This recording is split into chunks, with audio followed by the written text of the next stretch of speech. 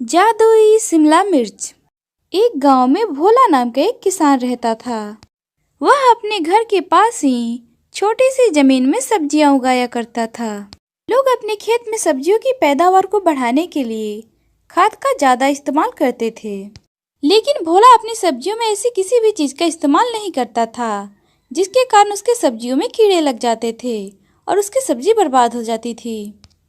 इसीलिए उसकी सब्जियां बहुत अच्छी नहीं होती थीं और वह अपनी सब्जियों को बाजार में बेचने जाता था तो लोग उसकी सब्जियों को ज़्यादा नहीं खरीदते थे, जिससे उसका घर बार चलना बहुत ही मुश्किल हो गया था। दूसरी तरफ सेठ उनके घर पर आकर हमेशा उन्हें धमकी दिया करता था। एक दिन भोला अपनी सब्जी की टोकरी लेकर जा रहा था। वह घूमते घूमते थक जाता है और एक पेड़ के नीचे बैठ जाता है आराम करने के लिए। सुबह से शाम होने वाली है, लेकिन अभी तक किसी ने मुझसे एक भी सब्जी नहीं खरीदी। इतना कहकर भोला अपनी टोकरी से खाना निकालता है कि तभी वहां पर एक बूढ़ी दादी आती हैं और वह भोला से बोलती हैं, अरे बेटा, मुझे कुछ खाने को दे दो। 2 दिनों से भूखी हूँ। 2 दिनों से मैंने कुछ भी नहीं खाया है। कोई बात नहीं अम्मा, ये लो, तुम ये खाना खा लो, मैं घर जाकर खा लूंगा। इतना कहकर भोला अपना सारा खाना उस बूढ़ी अम्मा को दे देता है। बूढ़ी अम्मा भोला का सारा खाना खा जाती हैं और खाना खाने के बाद बूढ़ी अम्मा भोला से बोलती हैं, बेटा, तुम बहुत अच्छे हो। भगवान तुम्हारा भला करे। तुम्हारे साथ सब कुछ अच्छा होगा। इतना कहकर बूढ़ी अम्मा वहां से चली जाती हैं। दूसरी तरफ सेठ घर पर आकर उन्हें रोज धमकी दिया करता था। रोजाना की तरह आज भी भोला घर खाली हाथ ही लौटता है। आज भी कमाई नहीं हुई भाग्यवान। आज तो 1 रुपए की बोनी तक नहीं हुई। आखिर ऐसा कब तक चलेगा जी? घर में खाने के लिए एक भी दाने नहीं है और सेठ तो आज भी आया था और बोल रहा था कि हमें घर से निकाल देगा। आपको तो पता ही है कि ये घर हमारा उसके पास गिर भी है। क्या सेठ जी ने ऐसा कहा? लेकिन तुम तो जानती हो कि खाने के लिए 1 रुपए की भी कमाई नहीं है और तुम कर्जा चुकाने की बात कर रही हो। तो फिर क्या वो सेठ कल हमें घर से निकाल देगा? हम ये घर छोड़कर कहाँ जाएंगे? मैं नहीं जानता, मैं कुछ भी नहीं जानता। सब उस ऊपर वाले के हाथ में है। उसे जो अच्छा लगेगा वही हमारे साथ होगा ना। दोनों पति पत्नी बहुत परेशान थे। थोड़ी ही देर में रात हो जाती है। दोनों अपने बिस्तर पे सोए हुए थे और सोच रहे थे, आज की रात हम इस बिस्तर पे आराम से गुजार ले रहे हैं। पता नहीं कल कहाँ हमें सोने को मिलेगा। कल क्या हम उसका थोड़ा सा भी पैसा नहीं चुका सकते क्या? कैसे दूंगा उसके थोड़े से भी पैसे? तुम ही बताओ। अगर खेतों में इस बार फसल अच्छी हुई होती तो मैं उसका कर्जा उतार देता, लेकिन अब तो कोई रास्ता नहीं बचा है। हे ऊपर वाले, हमारे साथ ही ऐसा क्यों होता है? हमने तो कभी किसी का बुरा नहीं किया है। अरे भाग्यवान, तुम ऐसा मत बोलो। हो सकता है ऊपर वाला हमारी परीक्षा ले रहा हो। ऐसे ही बातें करते करते वह दोनों सो जाते हैं और तभी रात को भोला को एक सपना आता है। बेटा, मैंने तुम्हारे आंगन में एक जादुई शिमला मिर्च का पौधा लगा दिया है।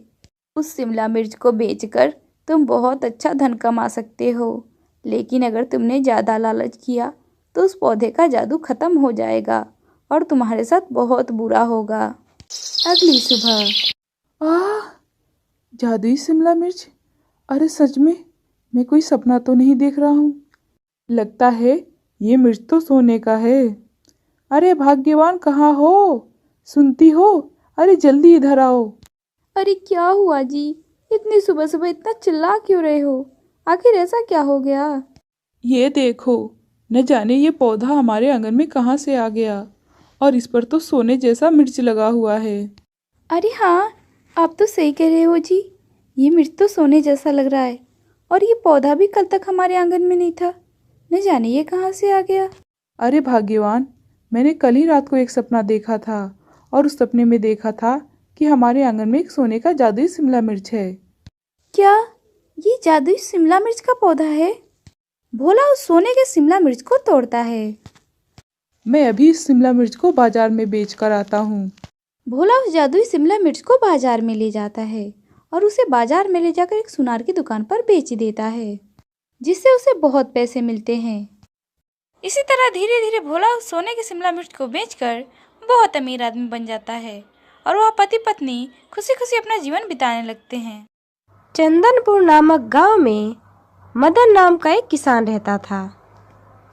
गांव में मदन की थोड़ी सी जमीन थी जिस पर वह खूब मेहनत करता था। इस बार तो सब्जियां बहुत अच्छी उगी है। कुछ ही दिनों में सब्जियां तोड़ने लायक हो जाएंगी, फिर सब ठीक हो जाएगा। उसी गांव में रामू नाम का एक और किसान रहता था, जिसकी खेत मदन के खेत के बगल में थी। रामू अपने खेत को देखने आया था। तभी वह मदन की खेती को देखकर बोलता है, अरे ये मदन के खेतों में सब्जियां तो तोड़ने वाली हो गई हैं और मेरे खेतों में तो अभी तक फूल भी नहीं आए। अरे आखिर ये ऐसा क्या करता है जो इतनी जल्दी इसकी फसल तैयार भी हो गई है। तभी मौसम बहुत खराब हो जाता है और बारिश होने लगती है। तभी अंधेरे में रामू अपने खेतों में जाता है और अपने खेत में जमे हुए सारा पानी मदन के खेत में छोड़ देता है। अब देखता हूँ पानी से भरे हुए खेतों में अब कैसे सब्जियां उगती है। सुबह जब बारिश बंद होती है तब रामू के खेत का पानी मदन के खेतों में भी भरा हुआ था। मदन की सारी सब्जियां पानी में डूबी हुई थीं। हे भगवान, ये सब क्या हो गया? मेरे खेतों में इतना सारा पानी, अब मेरा क्या होगा? मदन अपना सिर पकड़कर अपने खेत में बैठकर रोने लगता है। तभी वहां पर रामू आता है। देखो ना रामू भैया, ये सब क्या हो गया? सोचा था इस बार फसल अच्छी आई है तो सब ठीक हो जाएगा, लेकिन अब की बार भी सब कुछ बर्बाद हो गया। अरे दोस्त, रोना बंद करो। भगवान को शायद यही मंजूर था। अब क्या कर सकते हैं। अब लगता है मुझे शहर जाकर कोई नौकरी कर लेनी चाहिए। अब यहाँ खेती करने से मुझे कुछ नहीं मिलेगा। अच्छा, जब तेरा मन यही कह रहा है तो तू यही कर ले। वैसे भी ज़मीन का क्या है, वो तो यहीं रहेगी, उसे मैं देख लूँगा। फिर अगली सुबह मदन थोड़ा सा खाना लेकर शहर की ओर निकल पड़ा। रास्ते में उसे एक बहुत बड़ा जंगल पार करना था। कितनी देर से चल रहा हूँ, यह जंगल तो खत्म ही नहीं हो रहा। एक काम करता हूँ, थोड़ी देर बैठकर आराम कर लेता हूँ, फिर चलूँगा। मदन एक पेड़ के नीचे बैठ जाता है और साथ लाया हुआ खाना खाने लगता है। तभी उसकी नज़र अपने पास झाड़ियों पर पड़ती है, जहाँ पर एक बहुत ही सुंदर मिर्च का पौधा उगा हुआ था। ये देखो तो जरा, हम अपने खेतों में मिर्च का पौधा उगाने के लिए कितनी मेहनत करते हैं, फिर भी उन्हें कभी जानवर नष्ट कर देते हैं तो कभी बारिश का पानी। लेकिन देखो इसे, यहाँ तो इसकी कोई देखभाल करने वाला भी नहीं है, तब भी यह पौधा कितना सुंदर और अच्छा उगा है। मदन अपने साथ लाए हुए पानी में से थोड़ा सा पानी उस पौधे के ऊपर डाल देता है। आहा! आज मेरी प्यास बुझी। मदन यह आवाज़ सुनकर थोड़ा सा पीछे हट जाता है। डरो नहीं मेरे दोस्त, मैं एक मिर्च का जादुई पौधा हूँ। यहाँ पर मैं प्यास के मारे मरा जा रहा था। क्या क्या तुम बोल सकते हो? हाँ, मैं बोल सकता हूँ, क्योंकि मैं बोलने वाला मिर्च का जादुई पौधा हूँ और सच्चे मन वाला ही मुझे सुन सकता है। तुम मुझे अपने घर ले चलो। लेकिन मैं तो अपना घर छोड़कर शहर में नौकरी की तलाश में जा रहा हूँ, मैं तुम्हें अपने साथ नहीं ले जा सकता। अरे, मेरी बात पर एक बार विश्वास करो और मुझे अपने घर ले चलो, फिर सब ठीक हो जाएगा। ठीक है, मैं तुम्हारी बात भी मान लेता हूँ। मदन पौधे की बात मानकर उसे अपने घर ले आता है और वह उसे अपने आंगन में लगा देता है और वह उस पौधे पर पानी डालकर सोने के लिए चला जाता है।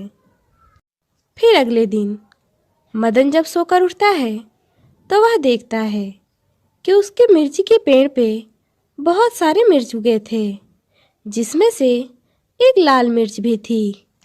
अरे, कल तक तो एक भी मिर्च नहीं थी और आज इस पेड़ पे इतनी सारी मिर्च आई है। मदन मिर्च के पेड़ के पास जाता है और एक लाल मिर्च को तोड़ लेता है। क्यों ना मैं इस मिर्च को तोड़कर इसके बीजों को अपने खेतों में बो दूं, जिससे मिर्च के बहुत सारे पौधे उगाएंगे। मदन जैसे ही उस मिर्च को बीज से तोड़ता है, तब वह यह देखकर हैरान हो जाता है। अरे, ये क्या चमक रहा है? ये तो सोने के बीज हैं।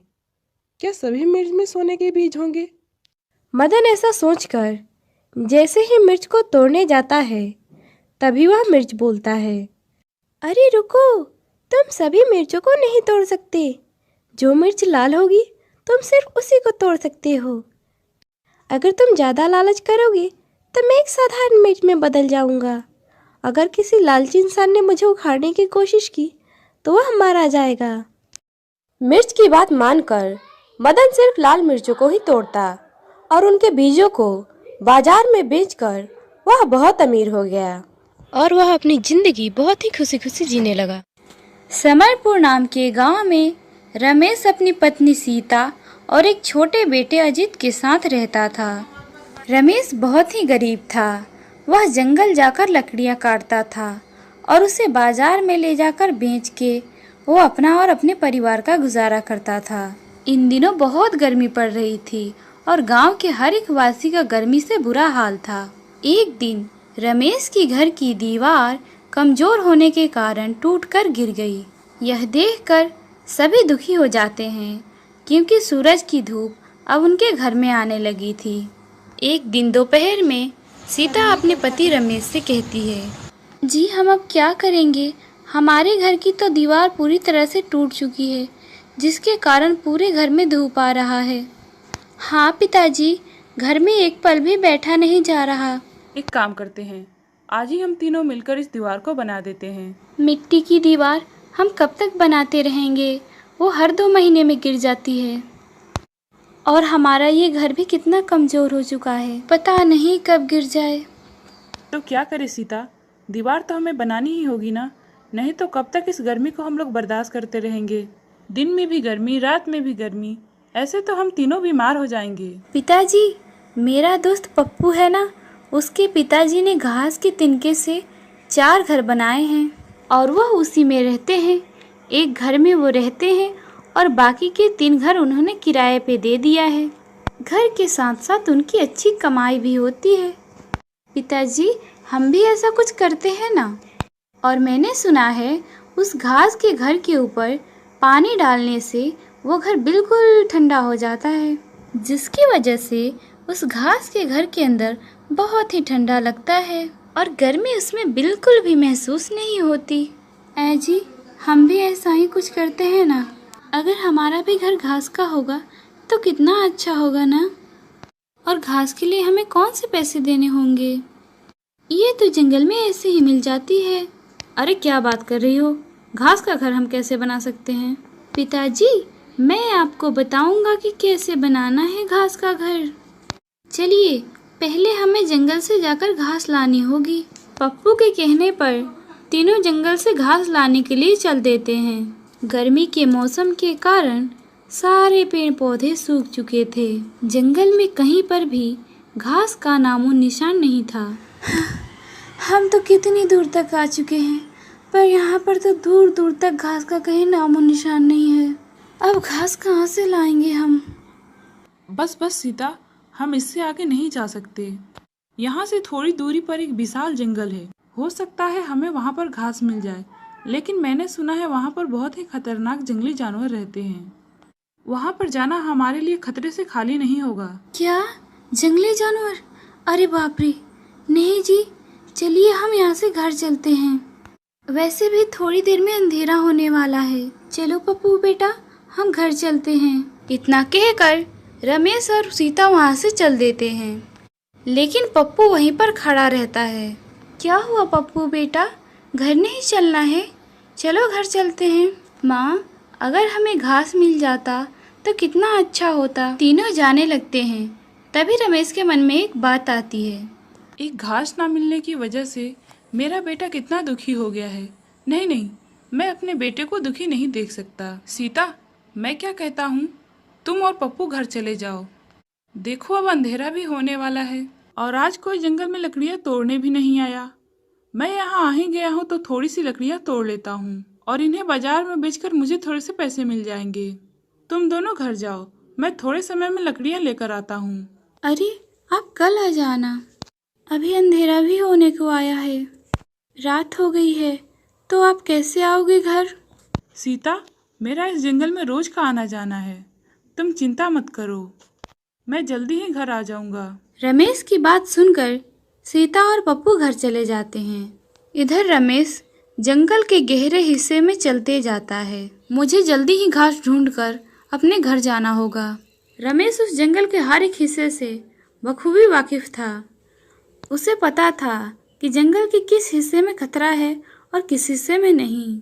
फिर भी बेटे की खातिर रमेश उस जंगल के सबसे खतरनाक इलाके में घुस जाता है, जहाँ कई सारे खतरनाक जंगली जानवर थे। रमेश उस जंगल में डर डर कर घूमता है, पर उसे कहीं पर भी घास दिखाई नहीं देती। यह देखकर रमेश बहुत ही दुखी हो जाता है। जंगल में इतना अंदर आने के बाद भी एक भी घास नहीं मिली। आखिर सारी घास यहाँ से अचानक गायब कहाँ हो गई? एक भी घास नहीं है इस जंगल में। रमेश ये सब बोल ही रहा होता है, तभी उसे शेर की दहाड़ने की आवाज सुनाई देती है, जिसे सुनकर वह तेजी से भागने लगता है। अरे बाप रे, शेर की आवाज! अगर उसने मुझे पकड़ लिया तो फिर तो मुझे खा ही जाएगा। हे भगवान, मैं जाऊं तो जाऊं कहाँ? यहाँ तो पूरी चारों तरफ जंगल ही जंगल है। रमेश तेजी से भाग ही रहा होता है, तभी उसका पैर घास के ऊपर पड़ता है और वह नीचे गिर जाता है। घास में गिरते ही रमेश वहीं बेहोश हो जाता है। जब उसकी आंख खुलती है तब वह देखता है कि वह अपने घर के आंगन में उस घास के ऊपर पड़ा हुआ है। उसकी पत्नी सीता और पप्पू उसे देखे ही जा रहे थे। सीता, भागो नहीं तो वो शेर आ जाएगा। शेर आ जाएगा? ये क्या बोल रहे हो आप? आप अपने घर में हो। रमेश उठकर चारों तरफ देखता है तो वह अपने गांव में अपने आंगन में खड़ा था। ये कैसे हो सकता है? सीता, मैं जंगल में था और शेर के दहाड़ने की आवाज मैंने सुनी थी, जिसके डर से मैं तेजी से भागा और मेरा पैर इस घास के ऊपर पड़ा और मैं अचानक गिरा और बेहोश हो गया। अरे, ये घास यहाँ कैसे आ गई? ये तो जंगल में थी ना। पिताजी, आप बेहोश पड़े हुए थे और ये घास का गट्ठा आपके पास ही पड़ा हुआ था। ये कैसे संभव है? सीता, मैं जंगल में था, मैं जंगल से यहाँ कैसे आ गया? मैंने तो इस घास को हाथ भी नहीं लगाया था, फिर भी मैं इस घास के साथ यहाँ कैसे? ये सब क्या हो रहा है?